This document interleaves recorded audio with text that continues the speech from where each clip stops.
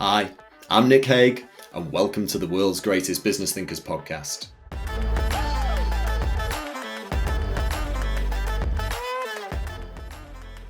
Dr. Alex Osterwalder, founder and CEO of Strategyzer, is one of the world's most influential strategy and innovation experts.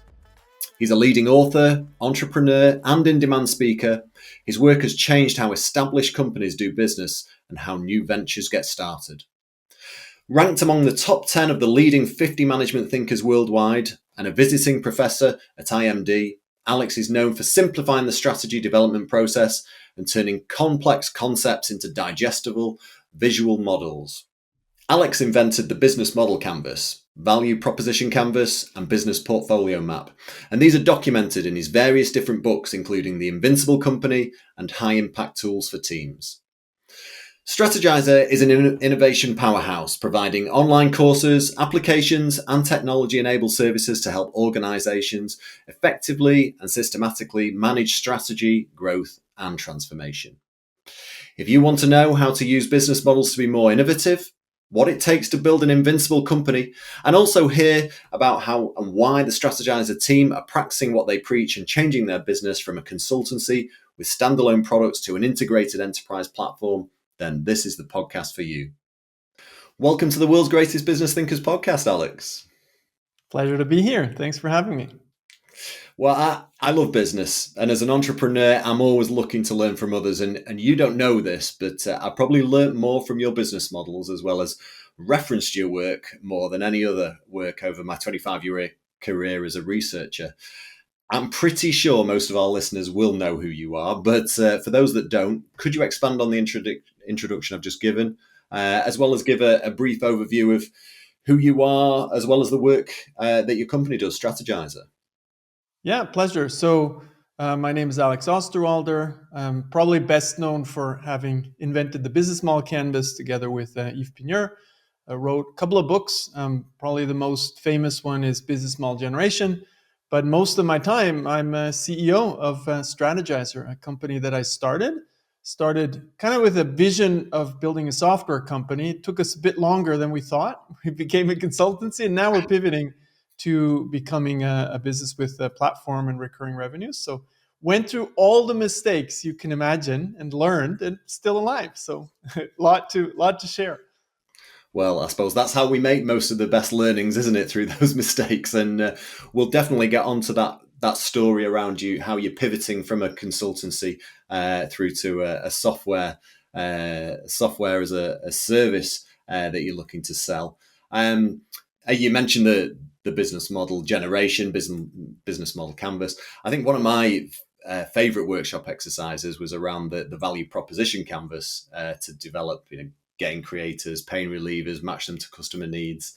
It was always so useful when I was at a kickoff workshop, helping the research centre build questions around getting customer feedback on the straw man of a value proposition you created. So used your models many times, and we'll get into all that today. Great.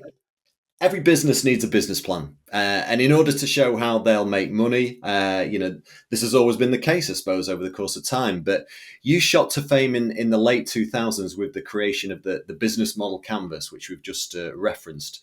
This enabled businesses to not only put a business plan to one side, but instead, review these 9 basic building blocks to show how a company can make money.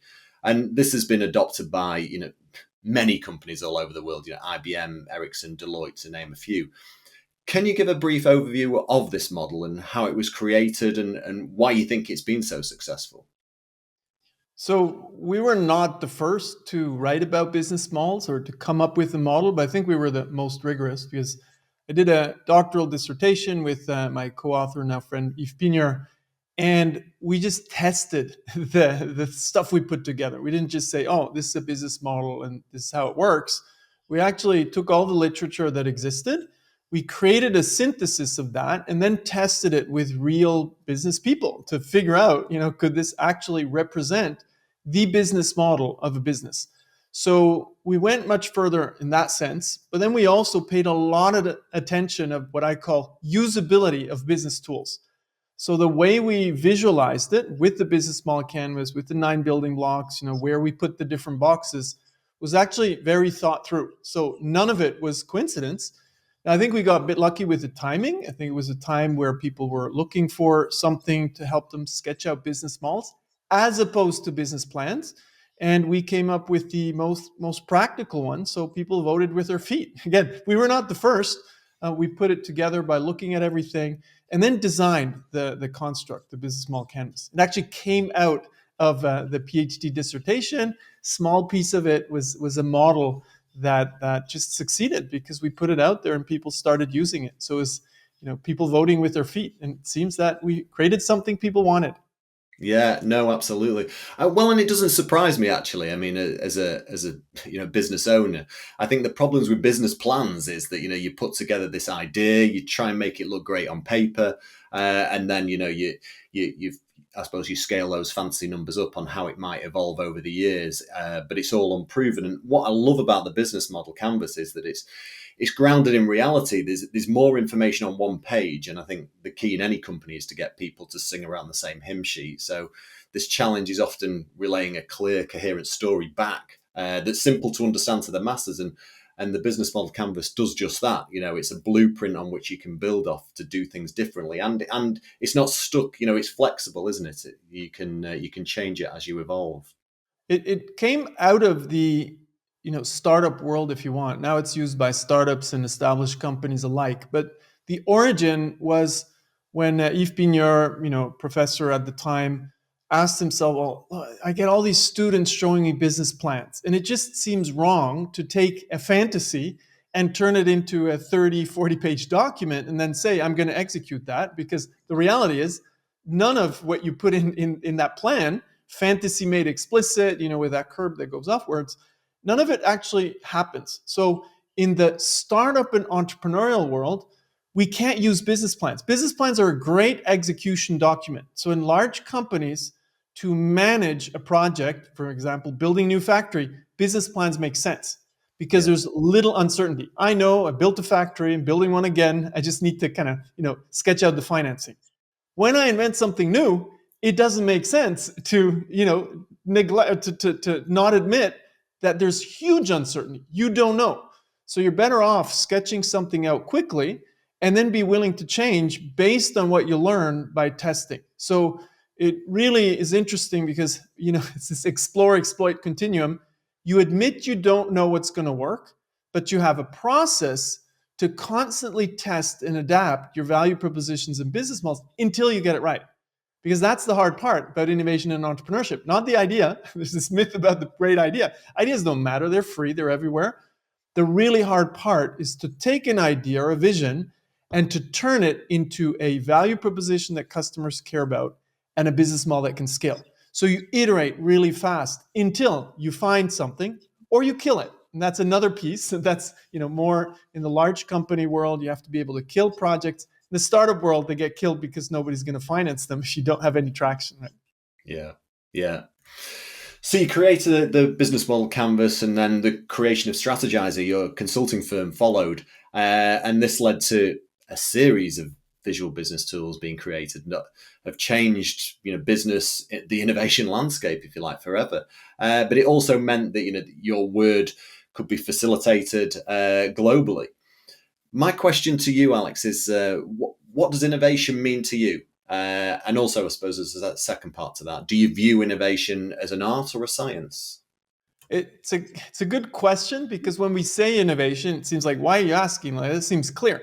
But when you say innovation, a lot of people think either technology or science, which may not be a part of innovation.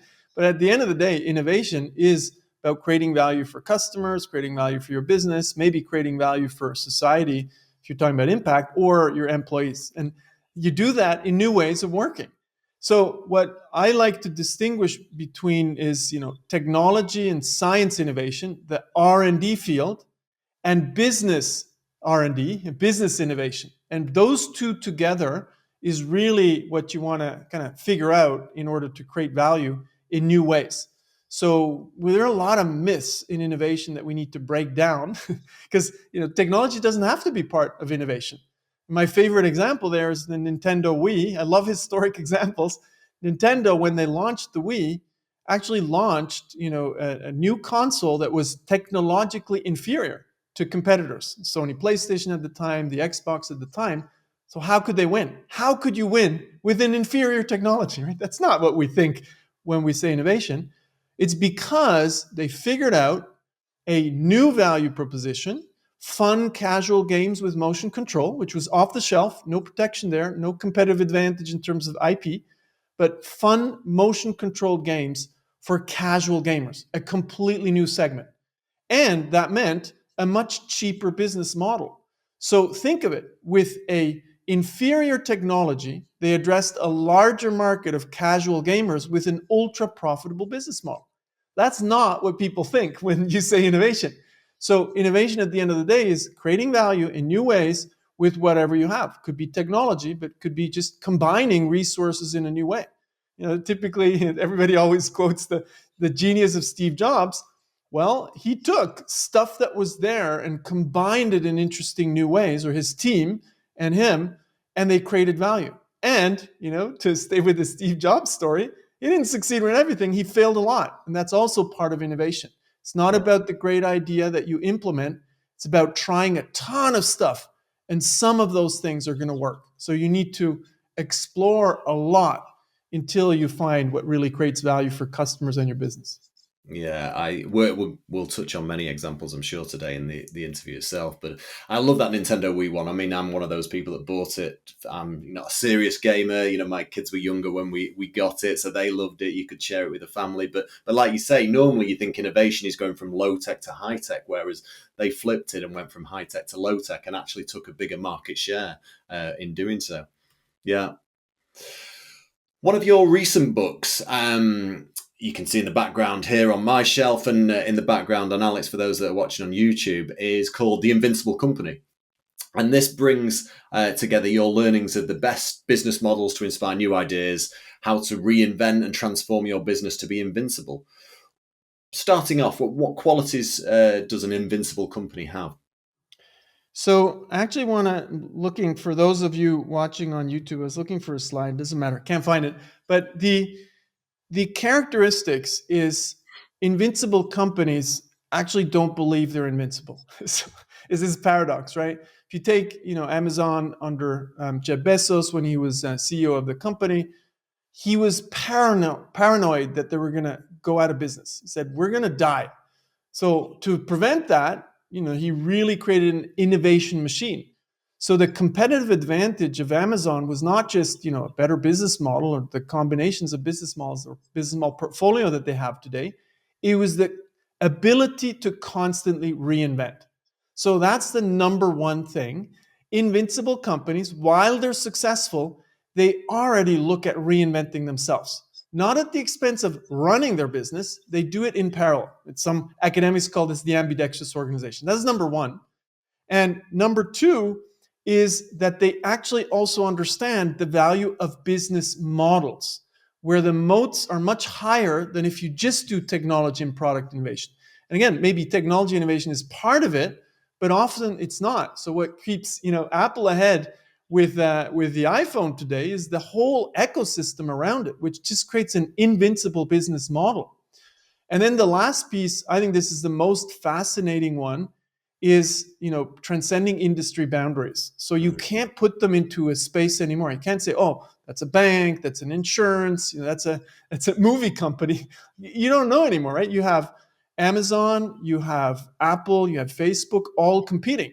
And a recent example is Facebook going, or Meta going into eyewear with an Italian eyewear company, right? So they're combining forces to create a completely new business model. And we're going to see the same in AI. Some companies own the data, and some companies own other resources, and the combination of both is going to create an incredibly interesting business model. And you won't be able to put them in one industry or another.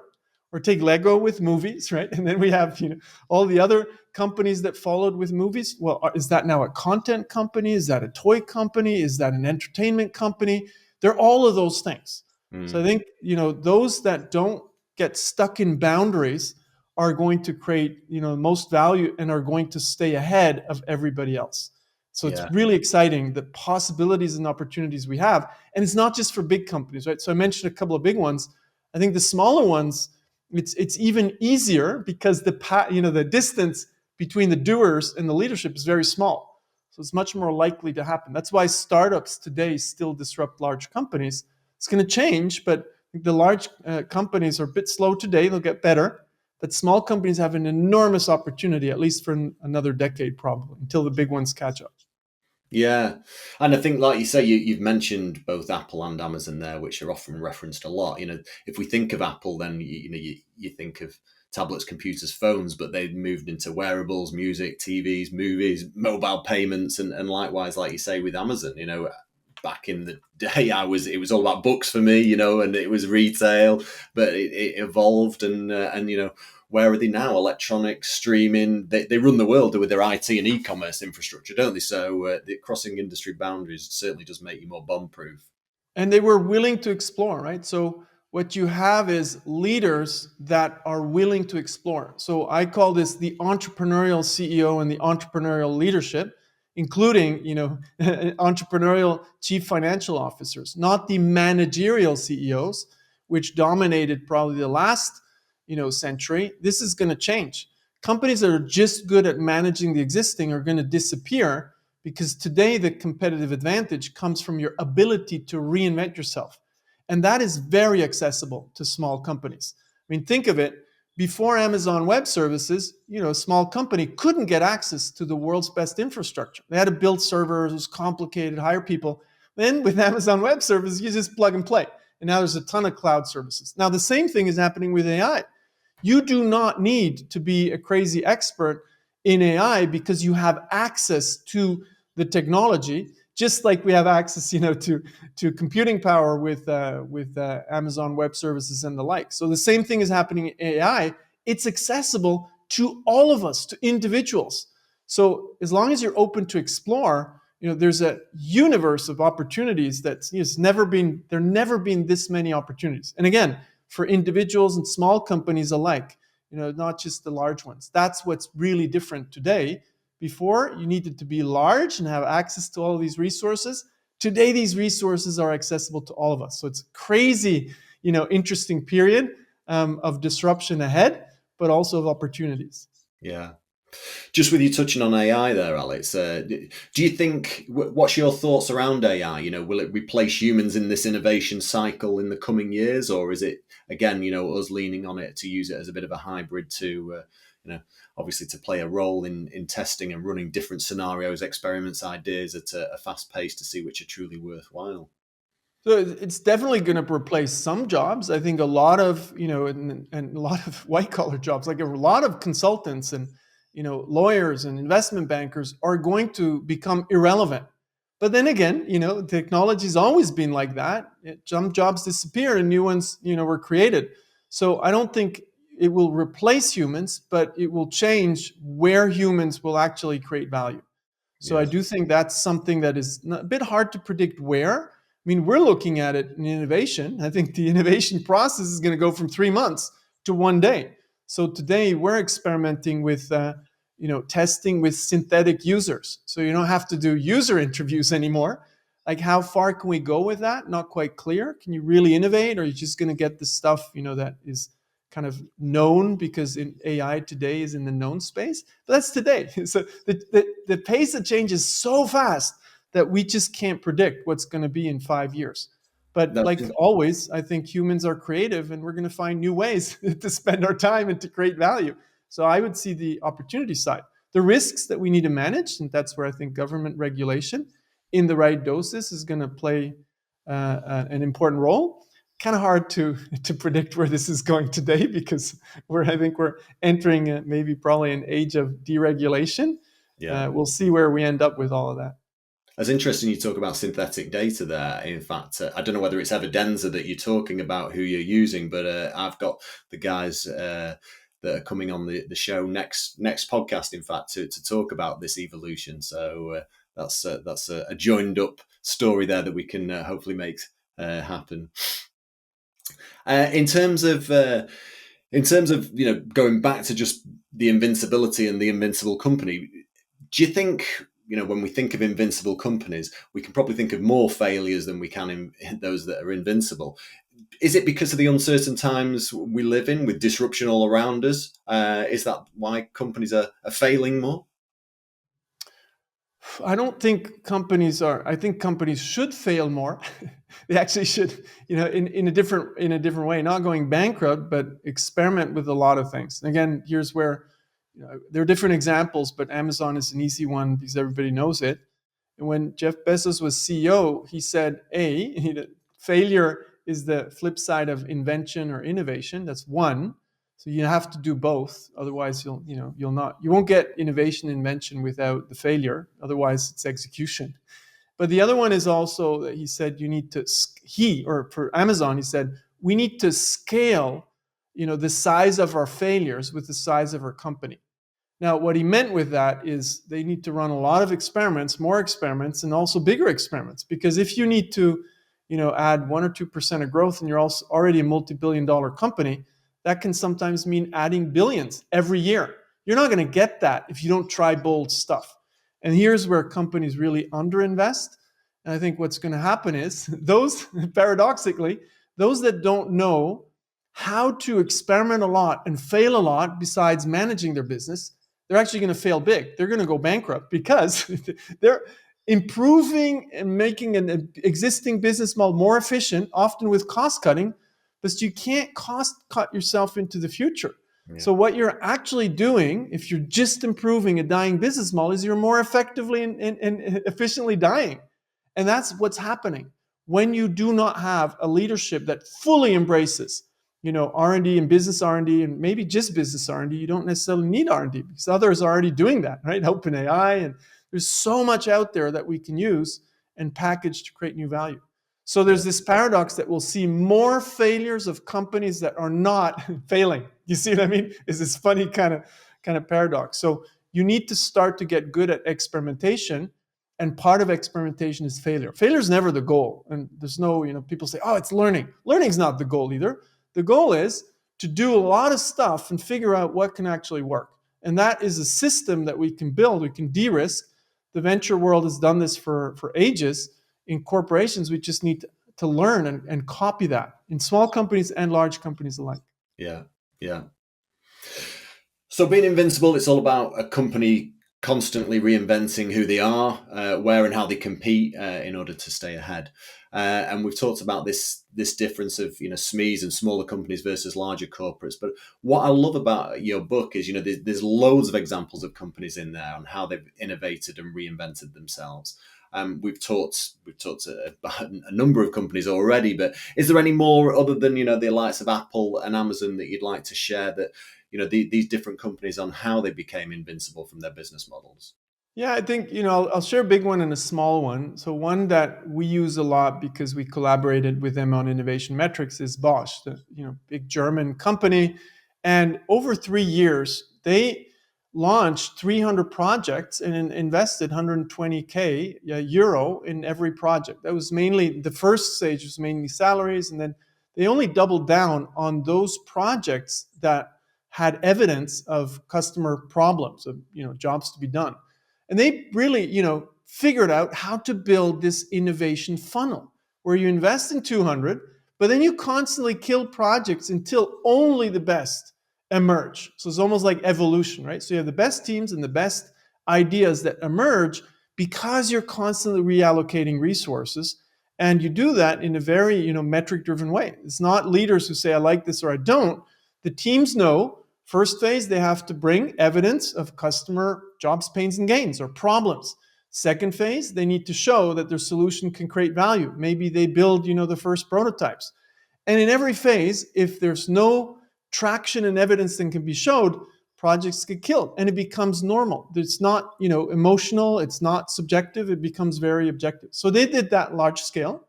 Now, if you're a smaller company, you're not going to invest in 200 because you also don't need the multi-billion-dollar return, right? So you can't afford to invest in 200, but you're also not expecting to create a really, really big business. So the small example that I like is a Swiss company called Laurastar. I actually just had an exchange on LinkedIn with one of their leaders. And what they did is they had this handheld device, the Iggy, that allowed you to steam your clothes, because they're coming out of the steam iron, field, if you want. Yeah. And they sold high-end steam irons. Now, when they did that, they realized, what's the business model? So business model is a scary word, but sometimes it's actually much more down to earth than one might think. They said, we can steam clothes with this, but we can also actually disinfect furniture, disinfect toys. So for parents who are, have newborns, Yeah. very worried, that could actually be an interesting value proposition. So they were thinking of that. But then they also said, okay, where else could this apply? Hotel rooms. Well, we gotta, clean hotel rooms. Maybe we can, rent out these steamers, handheld steamers, to hotels or hospitals. So they went, came up with over a dozen ideas, and then they took three that they tested, just like I explained for Bosch. So they did it on a smaller scale, but they also said we don't know what's going to work, which one's best, so we'll take three. And they went through this process until one emerged. And what emerged was selling their handheld steamer to the mass market, direct to consumer, over the internet, with the value proposition of not just steaming your clothes, but also disinfecting your home, because that's what turned out to be the right business model. So you say, Yeah. oh, but that's not business model innovation. That stuff existed. Yeah, sure. But for them, it was a complete reinvention of their business model. So business model innovation doesn't mean you come up with the next, Airbnb. It just means you're coming up with the right business model that's going to create new value in your context, that helps you reinvent your company and position yourself for the next 5, 10, 50 years. So this word innovation and business model innovation is very scary, but when you go down and look at the process and what comes out of it, you realize, well, it's just about embracing reinvention of your company, and there's a process to do that. So there's always this myth of creative genius, which is a tiny part of it, but the rest is process. So any company that has more than 100 people, 100% sure they have enough ideas and they have enough smart people to do stuff. They just don't have the system to actually let those ideas emerge, because they're experimenting with them, they're testing with them while they're running a business. And this is accessible to anybody. And that's one of our missions, right, at Strategyzer. We try to make this stuff accessible to any company of any size. Yeah. Just on that, I was thinking, we've seen industries disrupted. You mentioned Airbnb, with their market, the car market with Tesla. We've seen, Uber with taxis, and also Netflix with TVs and movies, just to name a few. Do you have a feel for industries which the next big one to be disrupted? You talked about maybe in the insurance market, or Yeah, don't talk to me about insurance. Like I'm puzzled why this market hasn't been disrupted faster. Yeah. Small anecdote, right? I've never had anything with my car. I have an electric vehicle. Then I call my insurance because I had some parking damage and I wanted to, claim 3 parking damages. And they say, oh, no, you can only claim 2 per year.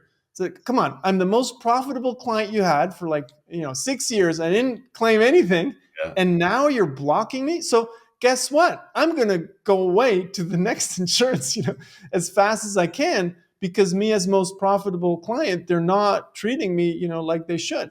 So what they're risking is losing all of their super profitable clients, because I'm going to go somewhere else as soon as I can. Now there's switching costs, right? So I'm too lazy to figure out what's the insurance for me. So those things will take a bit of time, but those industries, there's so many industries where things are broken. They just don't make no sense. And then there's these switching costs. But then, it's very slow until you get disrupted overnight. So all of a sudden these things happen. And we've seen this, with AI. AI has been around for a long time, didn't take off, and boom, OpenAI comes up with that one interface and that one value proposition that changed everything. So these things can happen very fast, and they're extremely unpredictable. Now, I've seen things happening in pharma because they had to go beyond R&D. If you have a one injection cure, guess what? You can't earn money from medication over the next 20 years. So you're going to have to come up with a new business model. Otherwise, you're going to self-disrupt and die in the process. Or you're going to come up with $1 million price and then a huge outcry. How can you charge $1 million for a one injection cure? So there's these things that are happening. The food industry we're seeing is coming to us, not just for sustainability, around packaging, but also because there's a lot of disruptive stuff going on in the food industry. It's easier than ever before to get an audience. Fashion has happened pretty fast. So things are happening, but it's unpredictable which ones will take off. In our case, we've seen pharma. Now we're seeing a bit more finance, definitely seeing food picking up. So those are the kind of straightforward ones.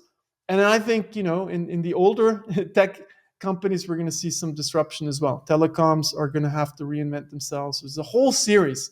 It's very unpredictable. B2B Frameworks is a curated collection of proven business frameworks to develop your strategic thinking skills, solve your biggest business problems, and unlock your next promotion. Our mission is to help you achieve these goals. We want to create the next generation of successful business leaders by providing the tools and frameworks needed to create effective strategies that drive business growth.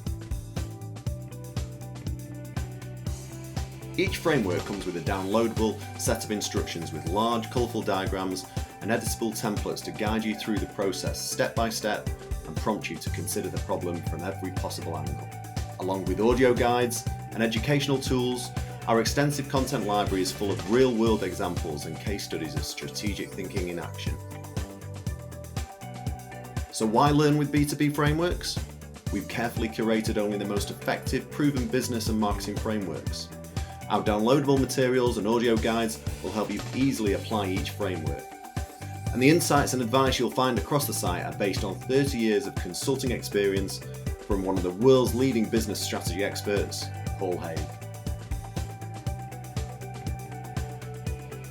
B2B Frameworks is a small investment to advance your career or grow your business. Start your journey to becoming a successful business leader by joining B2B Frameworks today. So it is this unpredictable nature. Is there any way, how do you enable business model innovation to thrive in an organization? Have you got an idea of how that, others can use this to start to embed innovation within their companies when they're listening to this? Yeah. So there are two things that you need to put in place. And when we go into a company, the first one is kind of top down, the governance. So you need to put in place a system to allocate resources in the right way to the right ideas. So that's how you invest, the leadership, how you decide on ideas, etc. Then there's bottom up, the innovation process. All of that is known, and all of that we kind of supply. It's a known process. Now, the easiest way to actually get started is one thing. If you do that one thing, governance and process are easy. And that is putting in place the right CEO. An entrepreneurial CEO who is not just focused on managing the existing, but understands that while we're running a world-class business, we already need to invent the future. So those CEOs are, they know that they need to put in place a system, and they need to put in place the processes that live in harmony with the execution business, right? So it's not about replacing a culture, it's about creating two cultures together.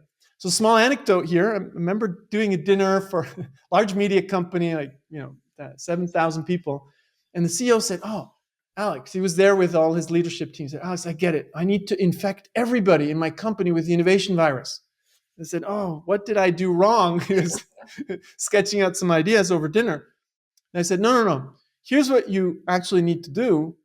You don't need to infect anybody with anything. What you need to do is put in place an innovation system where everybody knows, where do I go if I have an idea? How do I get money? Which ideas can I explore?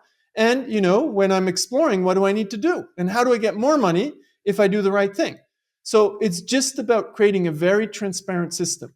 So it's not rocket science. It's actually pretty straightforward to do that. Yeah. And, it was really kind of eye-opening to that CEO. He said, okay, I get it. It's actually with the people I have today, and innovators will innovate if you put in place that system, you can get things off the ground. Because the same company, they were worried. They said, we're not going to have enough ideas. People are not going to show up. Well, it turns out, we started to put that system in place. More people than they expected showed up, and we had to increase the fund size so we could let all the teams that were really excited, to explore.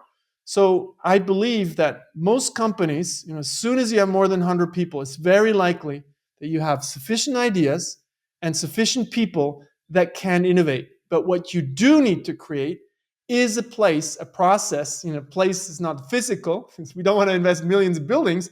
You want to invest millions into that innovation ecosystem so that innovators can explore. Because today, as an innovator, it's very hard in existing companies. That's why a lot of the innovations still come out of startups, because hard to do inside companies. But those that do it, think Amazon. And my favorite example is Ping An, to take somebody, a different company in a banking and insurance conglomerate.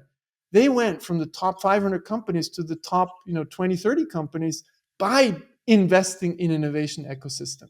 And they've been in AI way before, this has become popular with OpenAI. So they're companies that you can copy. This is not, rocket science. It's mainly the leadership embracing innovation and doing what they need to do to make this happen. Yeah, yeah. I'm not sure who said it, but this famous quote: "Leaders don't create growth; leaders create those conditions for growth." And I think Exactly. one of my previous podcast guests, Rita McGrath, she talks about looking at the CEO's agenda to see how many days they're blocked out for innovation, and if it's not 50% of the time, they're obviously not thinking or serious about it in terms of their commitment towards innovation. I love that one. I actually call it the Rita McGrath test. So I use that. Rita's a good friend, and I love to go into companies and say, hey, let's do the Rita McGrath test. Let's look at your agenda and let's figure out how much time do you, as a CEO, or the board, invest in innovation. Do we review the portfolio of innovation projects? Do we meet the people? Do we meet potential future customers? Do we explore and look at the technology landscape? And generally, I always do these mini surveys. Companies, their CEOs spend 0 to 5% of time on innovation. So they exist, the CEOs that spend 40% of their time or more, but they're still the minority.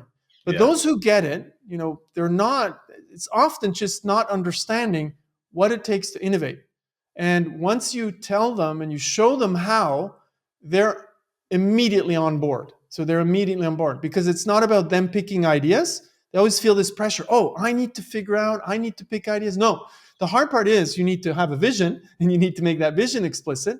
But all the rest is building an innovation governance that allows, you're the enabler that allows the best teams and the best ideas to emerge. Yeah, yeah.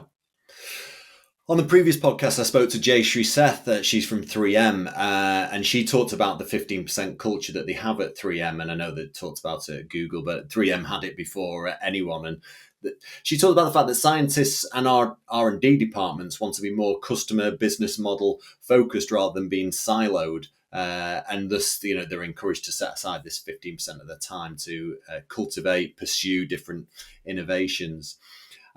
You mentioned it before up front about this traditional model of R&D and the fact that companies need to be, moving towards a more business-focused R&D in order to stimulate innovation. Can you give us more detail on what you're thinking, what you're talking about there, Alex, please?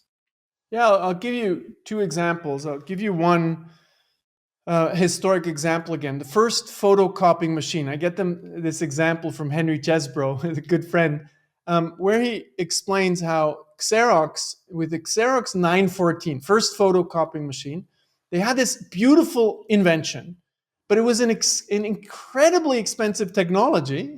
You could make 2,000 photocopies at a time where nobody ever has made, more than 20 copies with a smelly chemical process. So great technology, super expensive, and a value proposition that nobody really knew. So they asked themselves, well, how can we bring this to the market? So they figured out a new business model. And one aspect was leasing the photocopiers to clients so that they could make them more accessible and bring them into companies.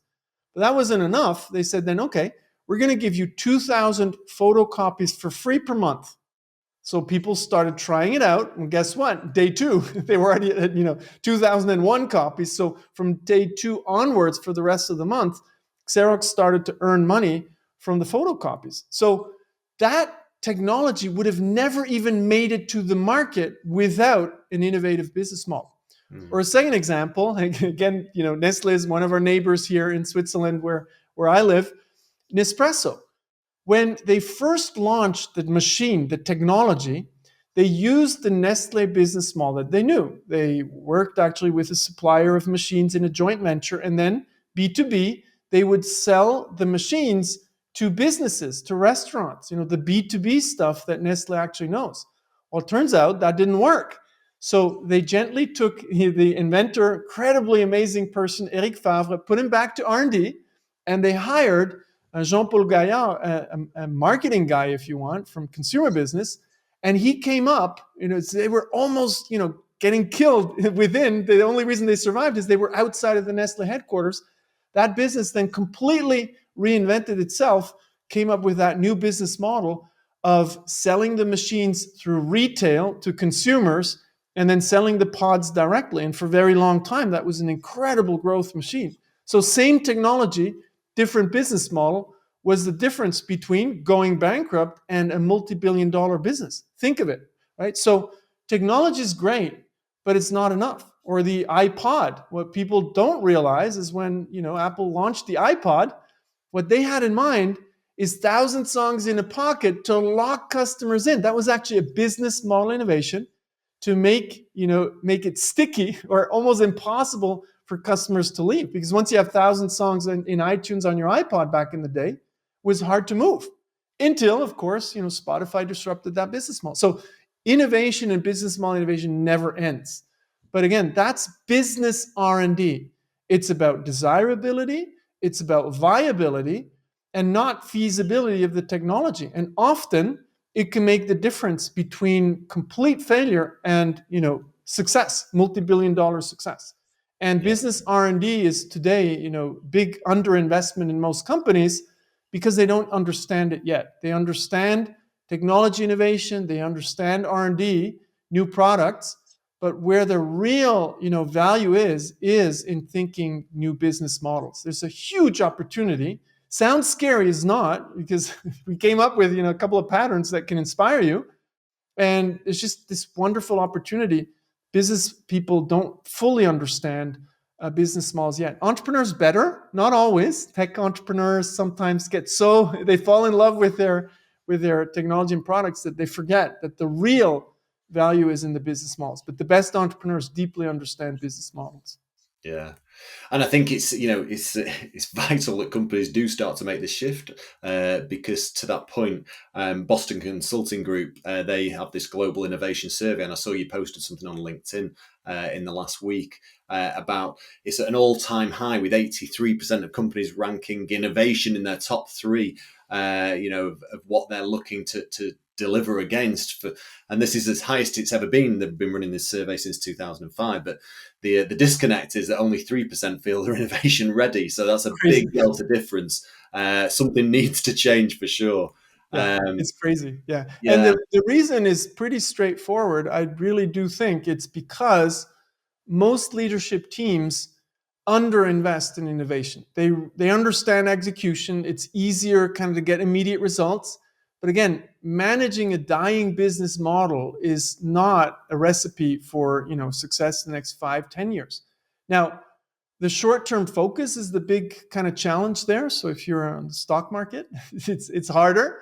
So that's why I believe, again, smaller companies, family-owned companies have an enormous advantage because they have a long-term focus. Innovation, substantial innovation, breakthrough innovation cannot happen with a 1-year focus. Or with a quarterly focus, you can forget it right away. So it's the long-term focus. Now, that also means the board of directors need to hire the right CEOs. CEOs are not always the bosses. They get hired to do a job. But if you hire the wrong CEO, this is why I try to educate board of directors a lot more. If you hire the wrong CEO, you're not going to get innovation results because the people you hire, it equals the results you get. Yeah. No, absolutely.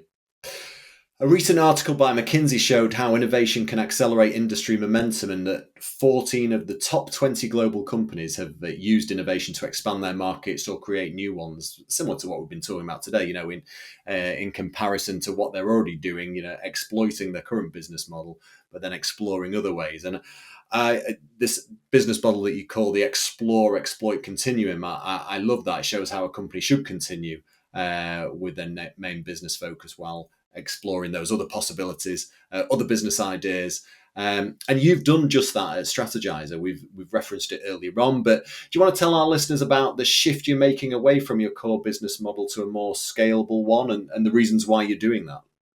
Well, the reason is very simple, is I believe consulting is a crappy business model, selling time, and it's unpredictable. It's like transactional revenues. It's one times it's really good, then it's down.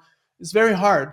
So we always kind of tried to figure out, and we always created actually pretty good products that always went to a couple, single digit millions, but we couldn't break through. So we continued to explore until we really kind of figured that one out with our own methods, explore, exploit. And we made some mistakes that today it wouldn't make again, and that we package obviously in everything we do. We're shifting away from consulting towards program licenses, meaning that everything we do, we package it in a way that small companies and large companies can do exactly what we do with them, but without us. So all of the knowledge, processes, workshops, slides, and tools are packaged in a way that we can go in large companies, make them autonomous in whatever their hunger for speed is. And in small companies, we don't even go in anymore. They just take over. They do it themselves. So these program licenses is what we've invested in the last couple of years.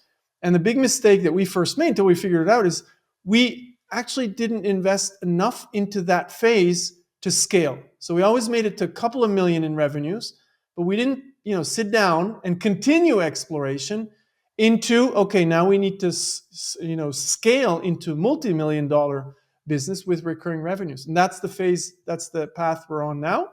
And then, of course, the next one is beyond innovation, right? Because innovation is actually, for the stuff we're doing, not consulting, but just program license, a $10 billion business.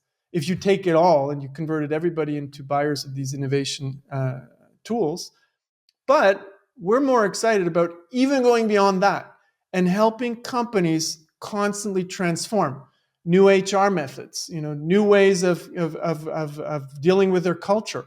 All of these things are transformations.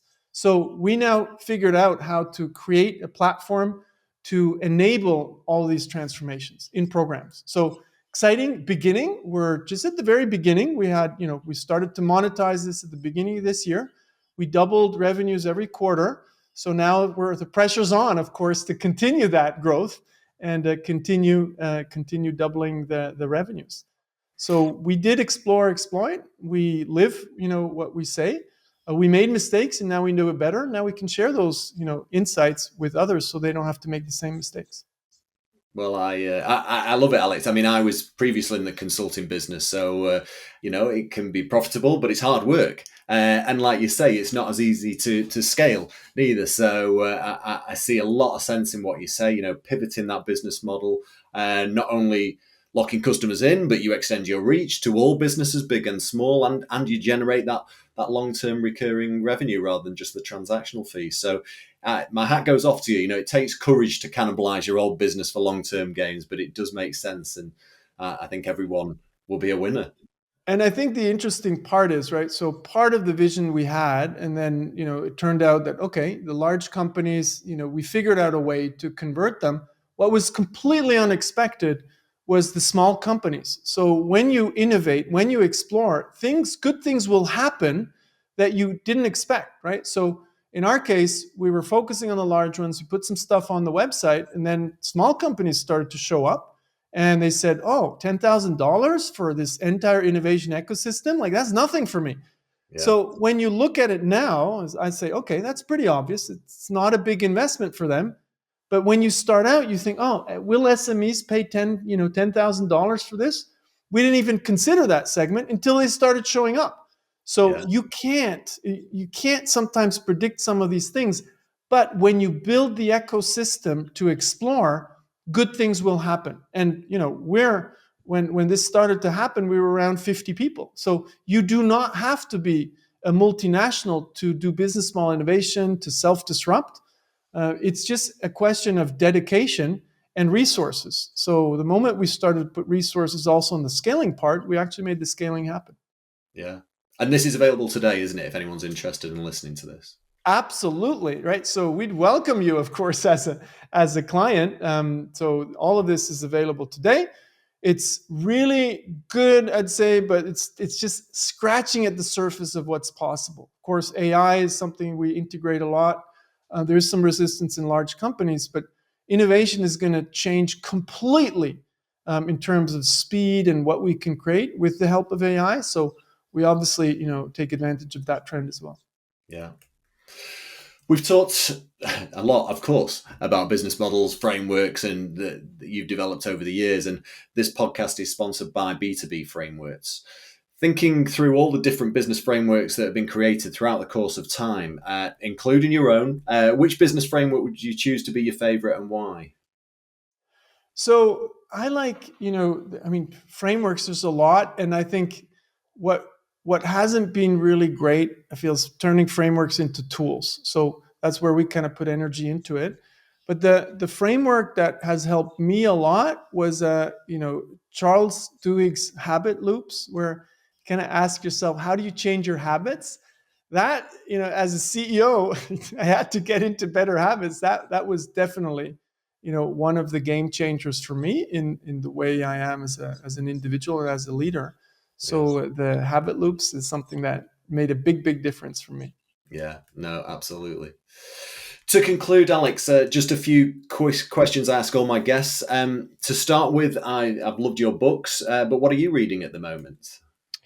Okay, I'm really bad with names, so I'll just quickly go into my Audible. So I don't read books; I listen to them because I read so much during the day. So what I'm listening to right now is the Diary of a CEO by Stephen Bartlett. So Yeah, I really like the work he does. He's really into understanding frameworks and concepts. So very similar to the kind of stuff I like. So I listened to some of his stuff, watched some of the YouTube videos, and I thought, hey, why don't I go on and listen to his book? So that's a yeah, good one. I really like yeah. it.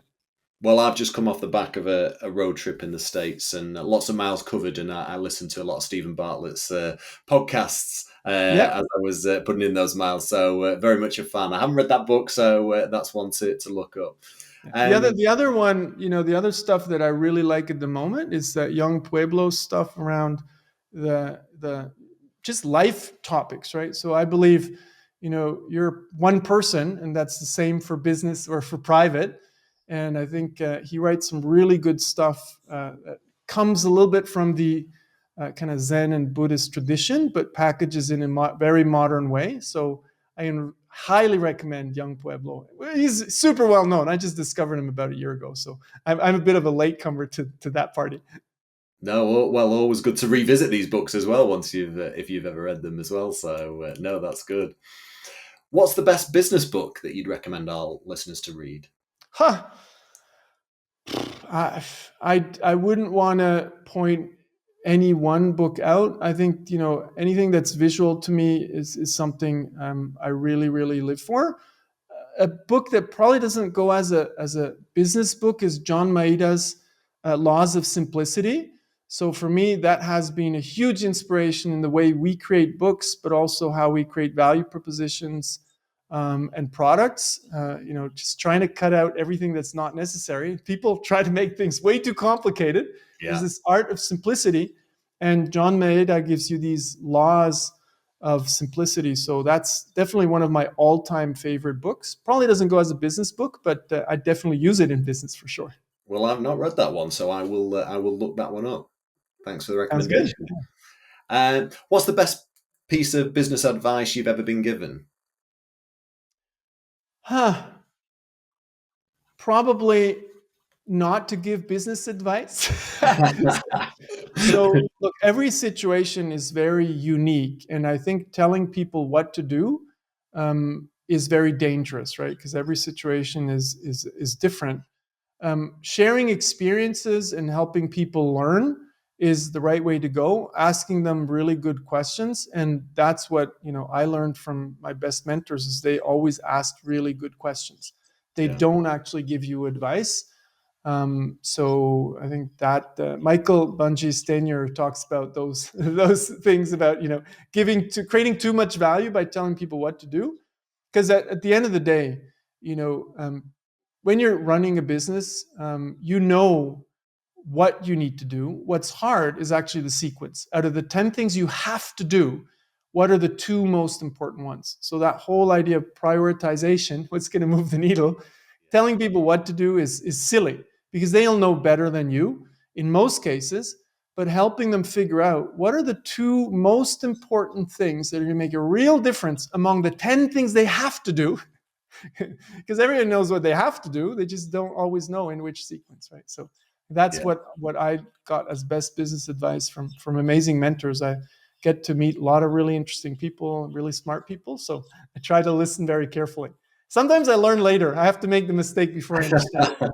Steve Blank is one of those. Like he told me a lot of things that I had to make the mistake first. Sometimes multi-million-dollar mistakes before understanding. Oh, that's what he meant. Oh, shoot, I should have listened better. Well, don't we all? Yeah.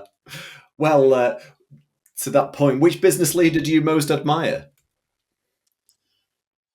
There are many. So I'm a big fan of servant leadership. Something that's been pushed by Marshall Goldsmith, good friend, amazing coach.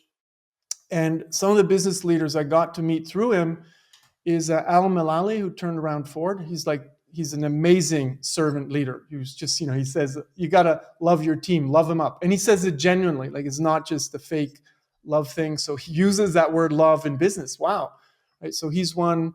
Hubert Joly, who also wrote a book around turning around Best Buy, servant leader. So those are leaders I really, really, really admire. And there's some, very famous and vocal leaders I don't admire. I think they're geniuses in what they created, but they're, I'd call them what Bob Sutton calls assholes. Like they don't pass the asshole rule. And we put them on a pedestal and say, wow, like just because they created amazing stuff. But if we look at the damage they created around them, they're not amazing business leaders, right? So I'm really a fan of those more silent servant leaders who are not as loud, but haven't created the same kind of damage. So I'm very careful with putting people on a pedestal when I don't know them. Because when I learn about some of those people, I can see the damage they're doing. So I'd be Yeah. very careful with the business leaders we admire. You better get a 360 of them before you start admiring them. Well, I think Marshall Goldsmith, who you referenced there, he's definitely worth putting on a pedestal. And in fact, through his contact, I spoke to Ashish Advani, and we talked about his latest book that he's done in conjunction with Marshall. So an excellent choice there. So finally, Alex, who would you like me to reach out to and invite to come on this podcast in the future? I think Steve Blank, is one of the best people. You didn't have him. I didn't check, but Steve Blank definitely is, was one of my greatest mentors. I've never seen anybody with the same pattern recognition skills in business. It's just unbelievable, right? So he has so many great stories to tell, but stories based on patterns. So one of the wisest entrepreneurs I know. So I can definitely recommend him for your show. Well, that's great. I will definitely reach out to Steve, and hopefully, with your help, we can persuade to find time in his diary. Let's do that. Alex, I need to thank you for what's been a truly enlightening conversation. We've talked about a lot of different companies competing across diverse number sectors, but the one constant in our conversation has been business models. And what we do know is that business models become outdated, and they seem to be expiring faster than ever these days. So it's important to stay ahead and look to constantly reinvent your business model so it's defensible for the future. I think probably from my angle, the important takeaway for our listeners today is that there's no magic business model that you can use to win, and you need to know your marketplace and be creative in order to implement different models to give yourself that winning chance. We've also talked about your exciting new phase of the Strategyzer business, moving to a program licensing model.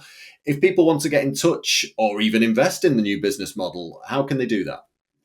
Just Google Strategyzer, Alex Osterwalder. You find the stuff is pretty visible out there, or reach out to me on LinkedIn. So happy to connect. We try to help companies around the planet, small and large, to innovate and democratize innovation. So we're just getting started. Well, good luck with the business for the future, Alex. You definitely won't need any luck. I know that. So, yeah, really interested to see where Strategyzer goes in the future. Thanks for joining me today. Thanks for having me. It was a great pleasure.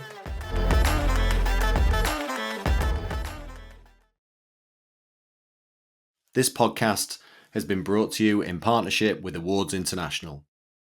Awards International is dedicated to running successful business awards programs and conferences. Founded in 2008 by Don Hales and Neil Skihel, the company's core mission centers on honoring and celebrating exceptional achievements in customer and employee experience, but also in overall business excellence across diverse sectors.